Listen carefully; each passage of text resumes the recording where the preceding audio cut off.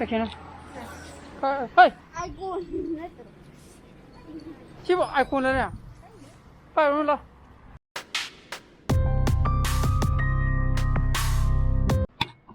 Good morning, guys. Welcome back to my channel. Dan my baby kali. Sana pasu class pasu nama. Yang pun nungai deh. Tablet tak kau? iPad tak. Kau. Ada nama gitu. Karena ada nungai deh. Aduga aina murah habis isi je kedo bagi lagi ni tu. Desktop sini tu rumit na. Ada si iPad 8 generation je. Kui ram ni na. Engon dah si magi camthina powerful wage na. Khangi buse tu je thuki bai tar. Ada ki aje kena jundam gina tu reda. Lagi gina tu reda. Desktop macam gina. Desktop macam gina. Desktop ni se. Can gena ina to waka 80k changduri bako 8GB RAM da ko like if I sometimes 4K video edit toni kata di I another RAM jimu hingata ba yate bako 32 minimum 32 GB da adi 1 lakh me changduri bako hoi madu re adegi sumai je madu na tago so 80k je minimum changdure desktop में assemble तो बकान तो ये पैसा ये सुम पामुरे है भी याम ना क्या याम तो वो जो कुछ ना तब नहीं ना editing जिता और देखिए खैर reasonable बता ये इंग्लिश में अपन सी iPad से जिन्हें जगह बने बको सी iPad 8 generation J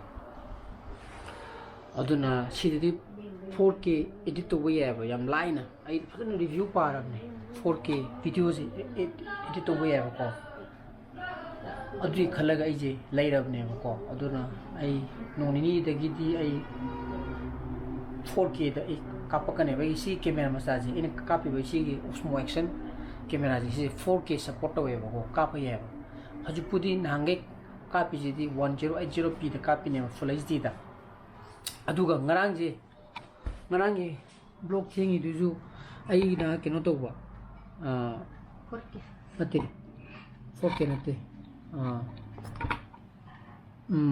video je anuba editing software madaina edit bune ko iPad ai gida Luma Fusion da madu ju kya ju hai te ba madu ne ba adu tawre dana adu ngarangi minute tranga ga second ai yakhai ma thoi sang ba ai gi blog to minute 2.50 minute katang sang bon render to bokan सुना कि minute नहीं कर सके नहीं कहीं मुद्दा हाँ क्या फिर ठुगे को और देखिए तुम इसी की iPad की तुम अपलोड तो कर ले और जो तुम ठुरे नहीं ठुबने रखे नो खंग तो मत और जो रेंडर तो मैं स्पीड तो रहा नांगे को ककागे इधर तो वो कांदा 6 minutes को मचांग बने बको हम थे ले ठुरे मरांग 2.50 minutes तो अतः इधर खराब वेरिएशन गिदी खंगरे को तो ngarang itu madani yam thuram tin ai mo yam tin nungai bai tare ko madui khalaga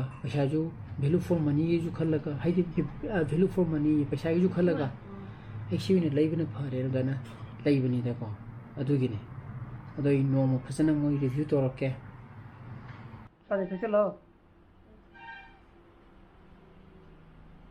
khara na phare ne aini bi khara finger le lao khong to re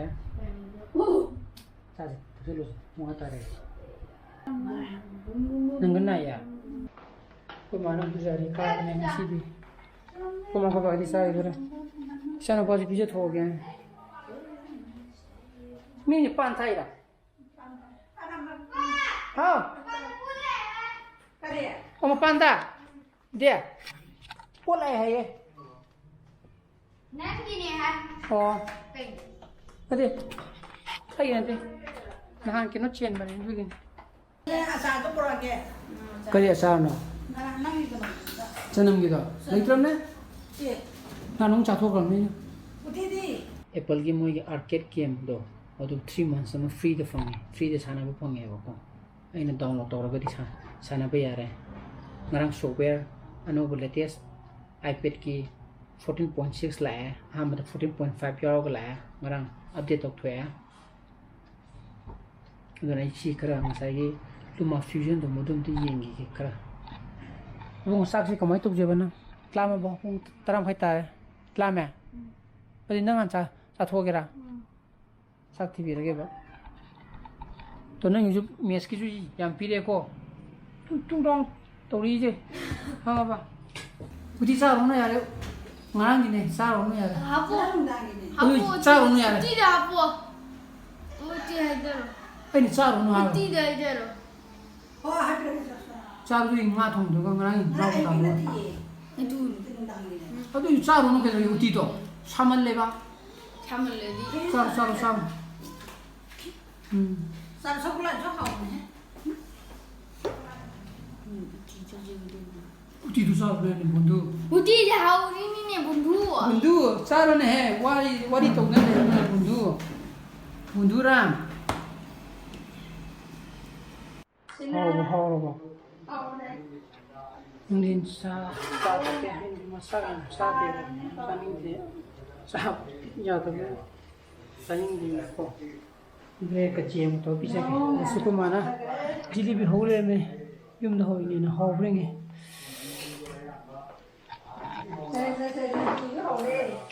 하오래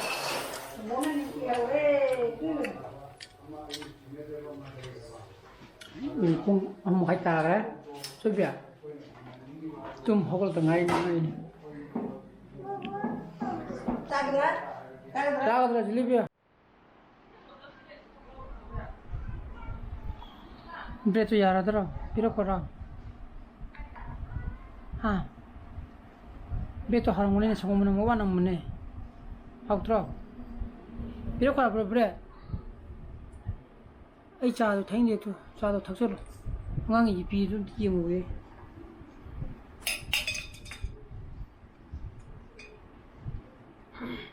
우리 때로 사이도 야라도 부신 거래 봐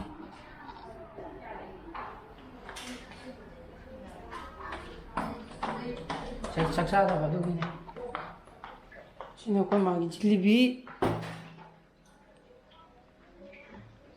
어제 비례권은 뭐 담아 내려 왜 이렇게 담아 그냥 작아다 이렇게 좀 담아 자닝 뭐 사 하이디 마네 자닝 뭐기 sak 빠져서네 거기 담으면 각신이 있네 일로 있는 거 떨어지네 그 많이 지를래 되면 진짜 싸 그냥 칼돌이 봐 거기 나도 좀 이렇게 아직 싸거든 이렇게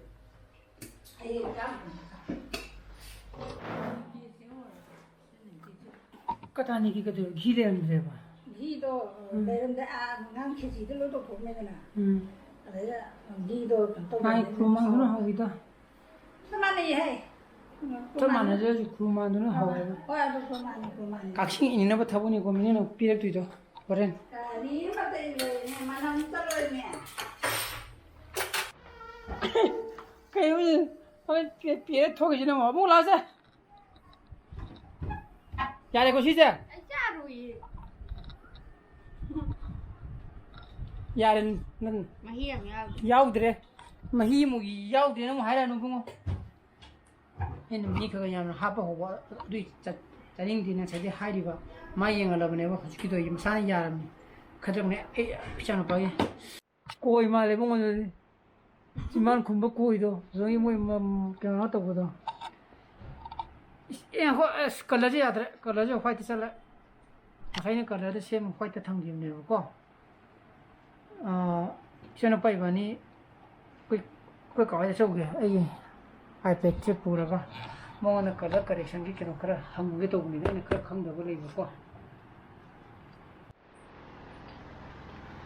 자기는 하이 아이고 시보 아이콘이야. 빨리 올라. Kana yu hui sibo. Lo. Lo. Asuro ai. Malane.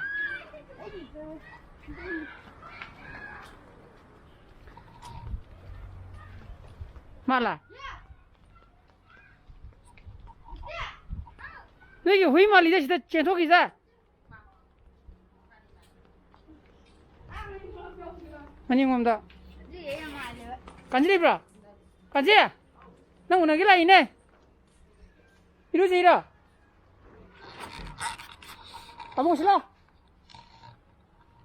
자나 봐 थोड़ा तो कोई रे हाय ने माना को colour correction आइने समाय तो जो का हम गेन ला को नहीं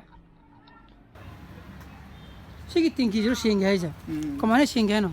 근데 다들 영광 시행이네. 뭔가 생기는 게 어, 시험 모르자. 아이 정우라. 예, 정우야 저 루이네 모르이노. 그만아. 시대 꼭 커버 와 봐. 정우야 로이. 야우라. 정우야 봐. 자, 접근이 뭐디? 야로. 신들을 또. 딜레. 긴강지다 봐. 뭐 이제 그거보다 가서 떼고. 시행지를 또 옵니다. cây lâu ghé nào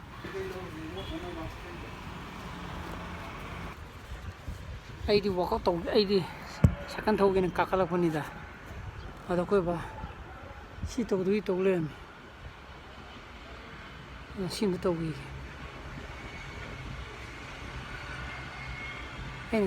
anh là sang bây giờ bố đi phơi bà tôi gì giờ đi mình nào bố cây này cốt nào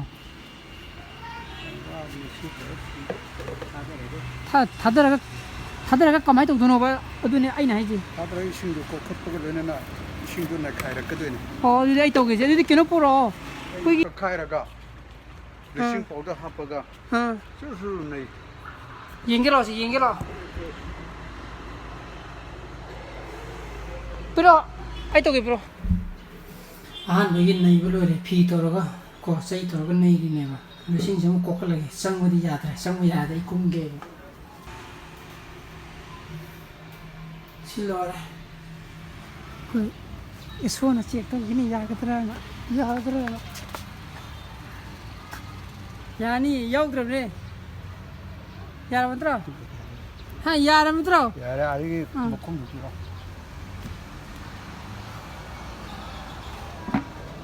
세 아이다 아이 떨어기 되는 이싱 다들 빌어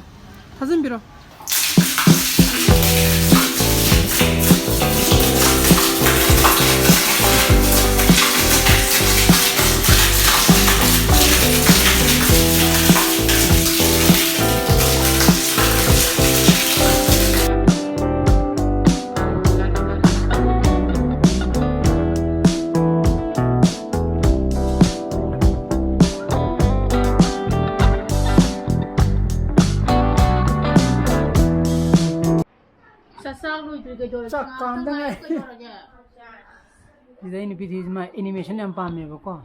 They get the name Amazon Prime free version pungy with see the see the cartoon gijam yaw lem see the palm by yaw bring to the no muching ye young yabne kitski na. I don't know it's a pangi can the yaw river Japangi animation into the in the animation the yaw young happy one in a Jacob my jelly to side, how bring Tangress a tumbane, and the atumbane had the idea.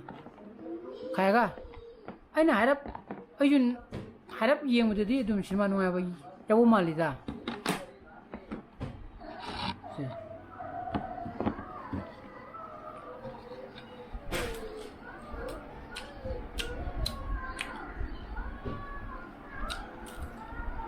Ngáo cho thì hỏng tân cũng luôn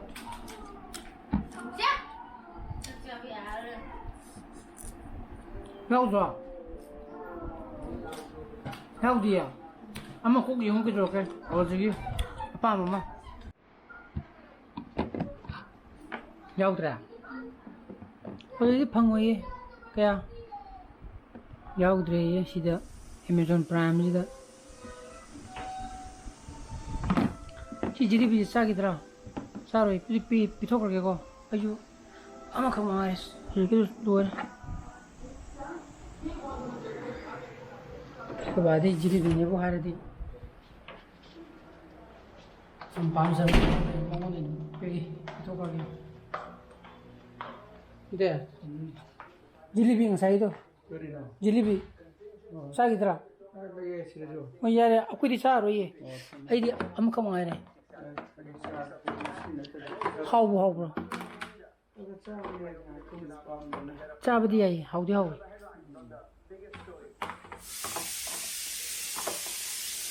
겟 하나가 겟 해야.